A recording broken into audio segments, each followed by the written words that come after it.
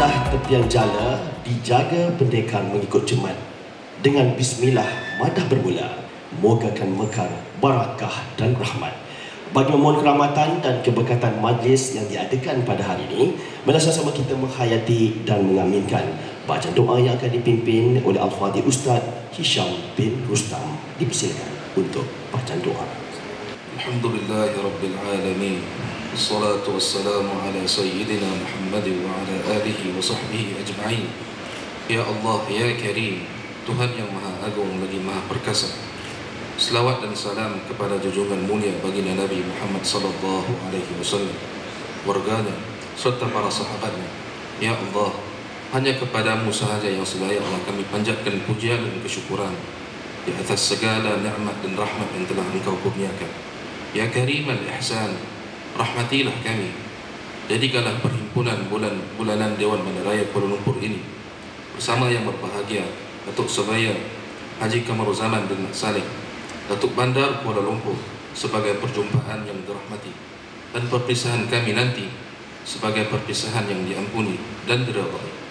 Wassallallahu ala sayyidina Muhammad wa ala alihi wa sahbihi wa sallam, walhamdulillahi rabbil alamin.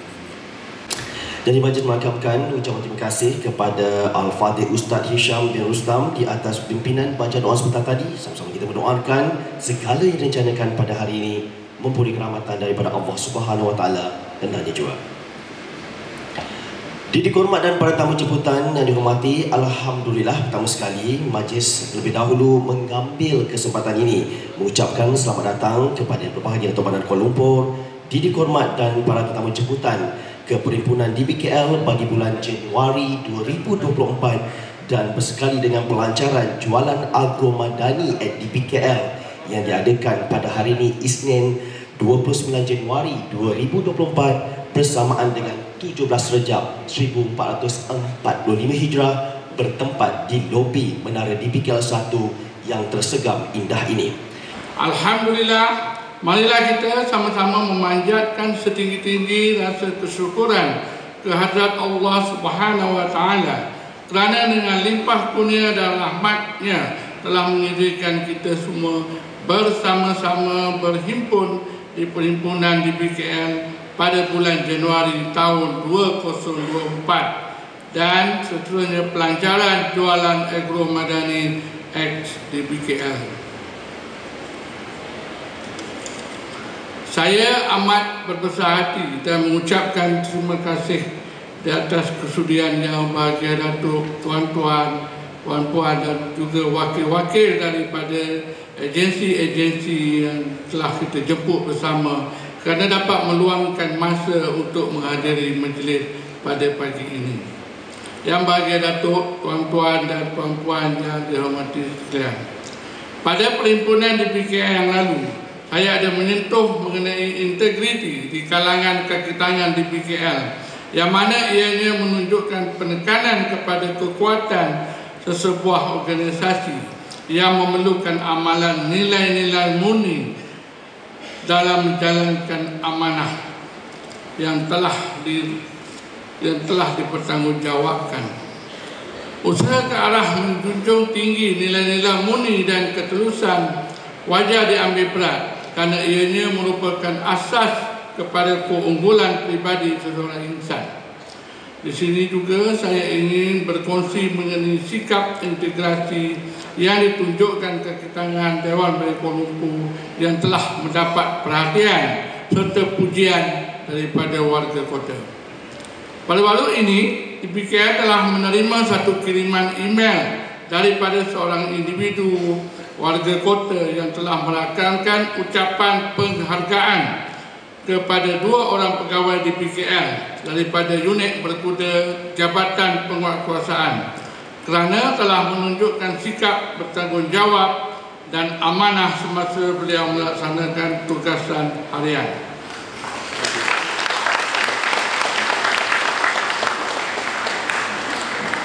Beliau menceritakan bagaimana beliau telah secicir beg dompet semasa beriadah di Taman Tasik Permaisuri dan telah berikhtiar untuk mencari beg dompet yang hilang tersebut namun gagal dan hampir berputus asa. Walau bagaimanapun, atas sikap bertanggungjawab dan tindakan profesional pegawai-pegawai tersebut dapat membantu mencari dan telah memudahkan urusan pencarian barang sehingga ianya ditemui. Inilah harapan saya supaya pihak dan kaki tangan Dewan Raya Kuala Lumpur bertindak secara profesional untuk menolong warga kota, supaya kita dapat menghindarkan apa kebanyakan di luar sana telah memomokkan dengan bermacam-macam pelbagai tomahan, pelbagai fitnah dan sebagainya. Dan kita tunjukkan sikap kita yang baik, sikap kita yang bertanggungjawab, supaya persepsi tersebut dapat kita hindarkan secara beransur-ansur dan kalau boleh secara berterusan, insya-Allah.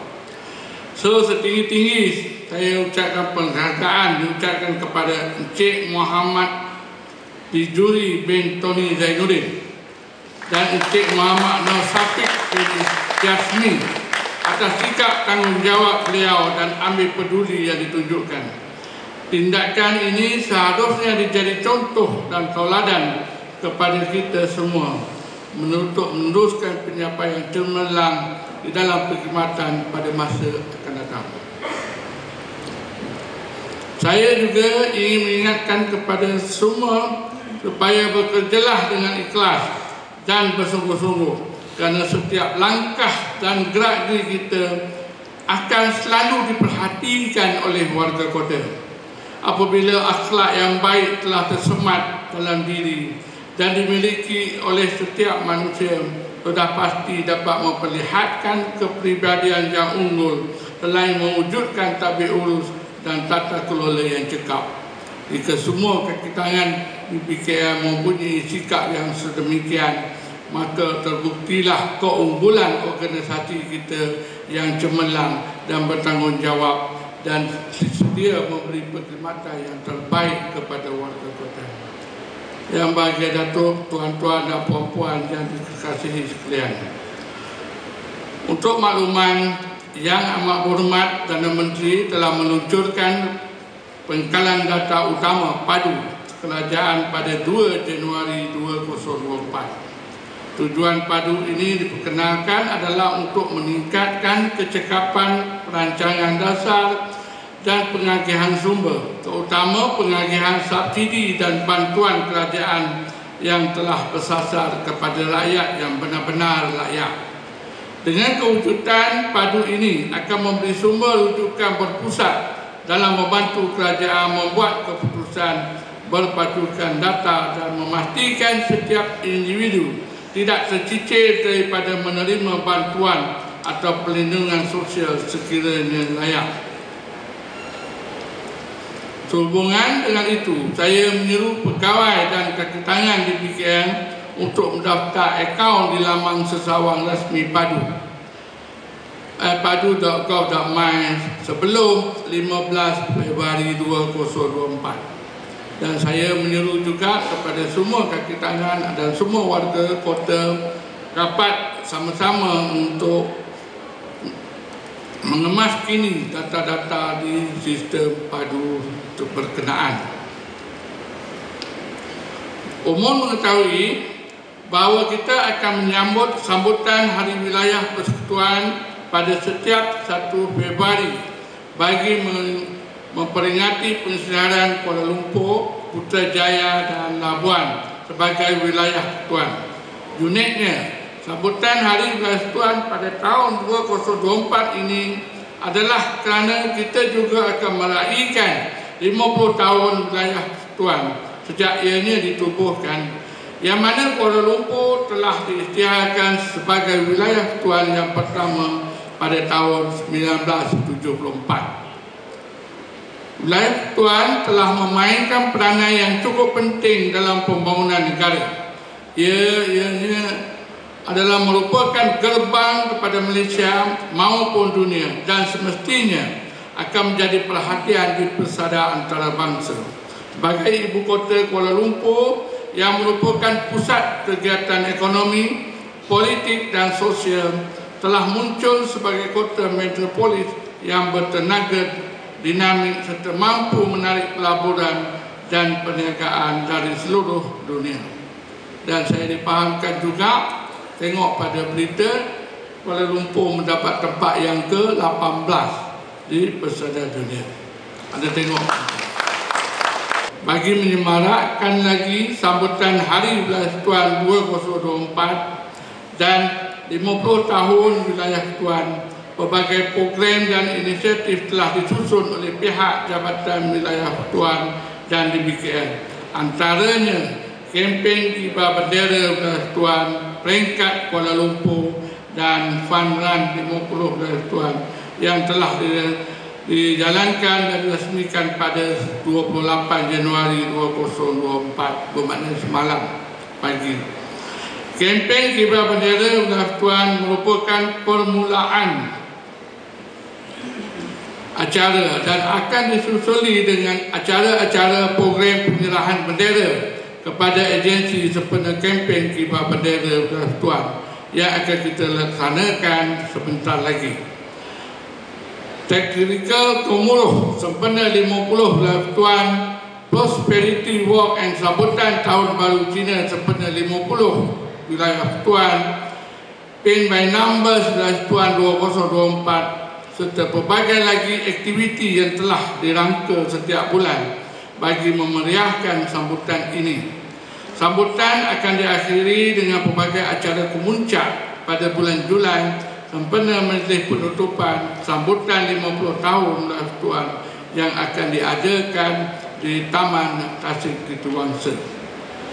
Bagi menzahirkan semangat cinta dan patriotisme kepada Wilayah Tuan, saya yakin medium yang paling mudah adalah dengan mengibarkan bendera Wilayah Tuan.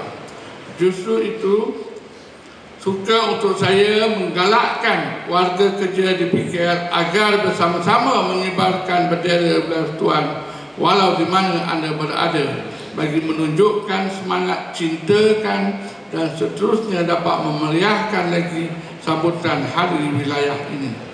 Marilah kita sama-sama berdoa agar Kuala Lumpur dan kita semua sentiasa diberikan kesihatan, keselamatan dan kesejahteraan yang berkekalan serta dilindungi daripada sebarang kemudaratan. Semoga tahun 2024 ini akan menjadi lebih baik berbanding tahun sebelumnya dengan izin yang Maha Berkuasa, insya-Allah. Sekian, wabillahi taufiq wal hidayah. Assalamualaikum warahmatullahi wabarakatuh. Majlis pada hari ini akan menyaksikan Yang Bahagia Datuk Bandar Kuala Lumpur berbesar hati untuk menyempurnakan beberapa seri penyerahan dan juga penyampaian yang akan dilangsungkan sebentar nanti di pentas utama.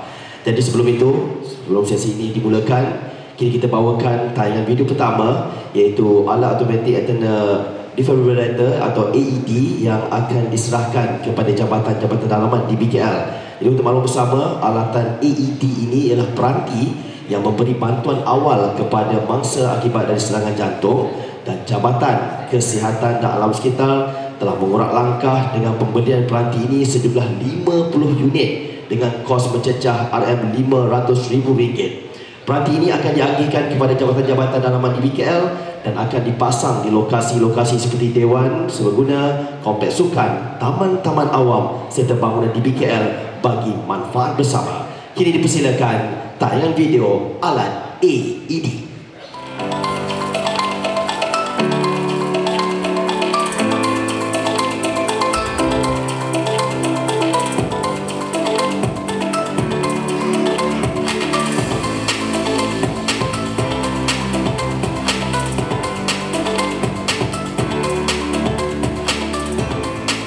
Peranti AED atau Automated External Defibrillator mempunyai fungsi sebagai alat yang digunakan untuk menyelamatkan pesakit yang diserang sakit jantung secara tiba-tiba di tempat awal.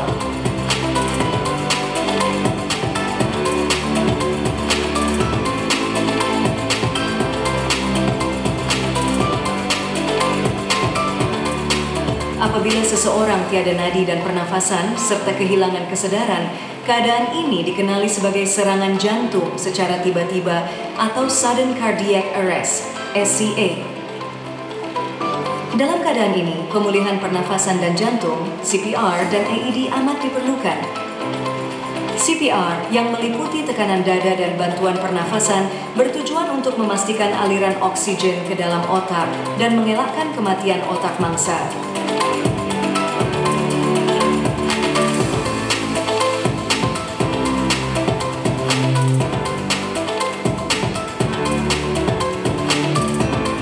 Automated External Defibrillator (AED) merupakan alat yang mengalirkan elektrik yang dipakai ke atas dada mangsa untuk membantu memulihkan ritme jantung dan mengepang darah semula ke seluruh organ badan.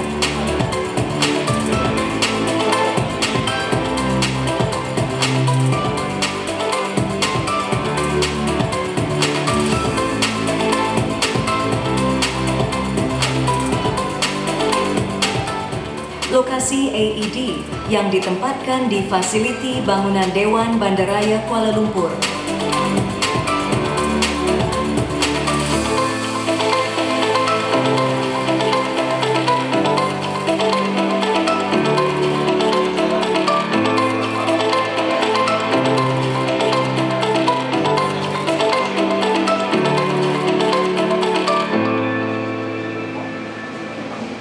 Para dihormat dan para hadirin, kini dibawakan tayangan video kedua iaitu mengenai Pesta Gendang Nusantara yang dibawakan oleh Kerajaan Negeri Melaka Bersejarah. Sebagai maklumat bersama, DBKL telah berjaya menerima anugerah persembahan terbaik dalam pesta ini dan menjadi acara pembuka tirai Tahun Melawat Melaka TMM 2024 yang telah pun dilangsungkan pada 6 Januari 2024 bertempat di dataran Bandaraya MBMB yang lalu.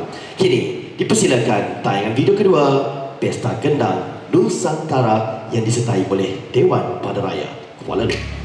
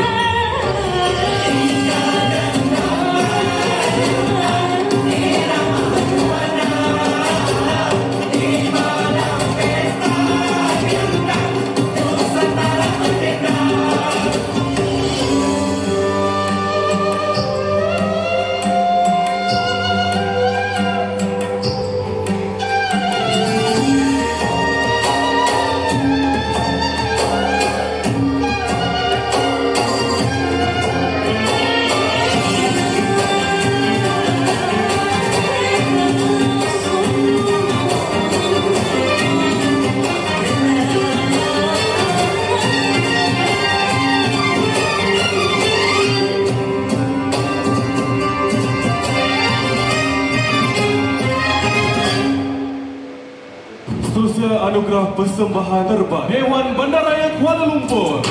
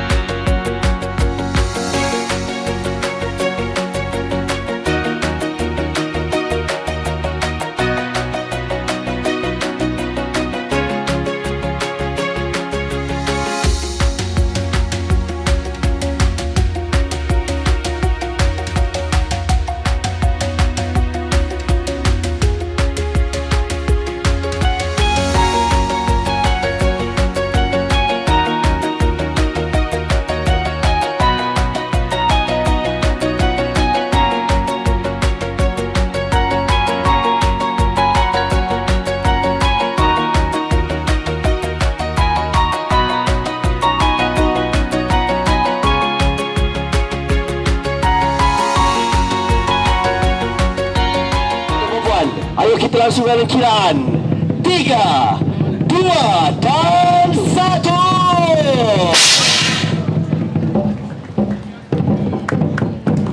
Jualan Argo Madani at DBKL disempurnakan di dataran Dewan Bandaraya Kuala Lumpur. bermula daripada 29 Januari 2024 di tataran TVKL. Terima kasih kepada yang berbahagia Datuk Bandar Kuala Lumpur